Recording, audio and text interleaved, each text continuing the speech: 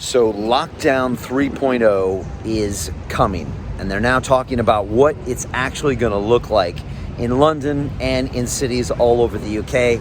And it sounds like it's going to look much, much worse than what we saw in October and November. And by a new study that was done with businesses across the country, they said that in a tier 2 lockdown scenario, which is what we had here in London before the full lockdown, 76% of businesses are completely unviable. That's under the tier 2 lockdown, not compared to the tier 3 lockdown that was happening with our friends in the north up in Manchester and Liverpool. That would absolutely decimate the businesses. And yet, the rumors is that this next tiered sector of lockdowns is going to be even worse, even more draconian than the first. I'm hearing of curfews even earlier than the 10 p.m. I'm hearing of more restrictions on businesses, more restrictions on gatherings. And one of the members of Public Health England came out this week and said, for every one day that we can allow some sense of normalcy around Christmas, you're going to have to endure 5 days of solid lockdown. And that means if they give us 5 days of what might look like a somewhat normal Christmas, where we can see our friends and family and loved ones and celebrate with our community and go to our places of worship, they're going to charge us with 25 days of draconian lockdown. And of course, January will be back in to more of these cycles of shutting things down and maybe opening them up and shutting them down again. And yet when we look, the cases were dropping nationwide back in October, even before this latest tier 4 lockdown behind the country. And of course they were dropping. The R number is now rumored to be moving down to 1, and yet we still hear the same message of lockdown, lockdown, lockdown. And it's clear to me, and I think it's clear to you, that the government needs a new strategy. It's not the moonshot program. We talked about that yesterday. Testing everyone is not the right idea.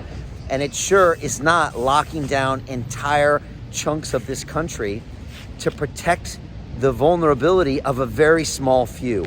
And again, we've got to go back to the science. I've got two gentlemen on London Real today, one from the Office of National Statistics and one a very prominent businessman here, who both say this is the wrong thing to do. We've got to get London back to work. They quote some of the findings of Professor Martin Kulldorff, who I had on my show this week from Harvard Medical School, that said it's 1,000-fold difference in vulnerability from a child to an 80-something-year-old.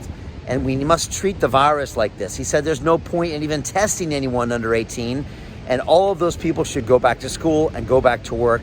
We need to protect the elderly. We need to protect those in our care homes. We need to protect those with other ailments. We need to protect any workers over 60 years old that are out in the public.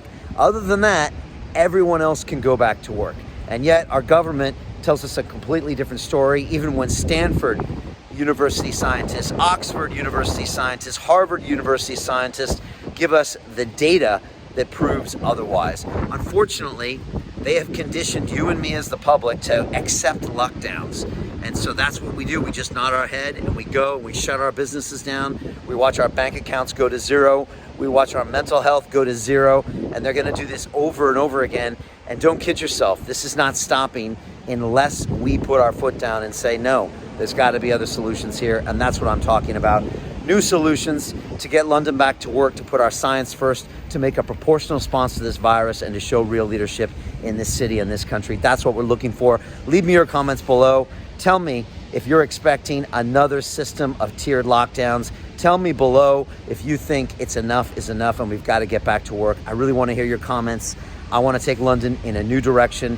I am confident that we can make this city world class once again. Let's do this.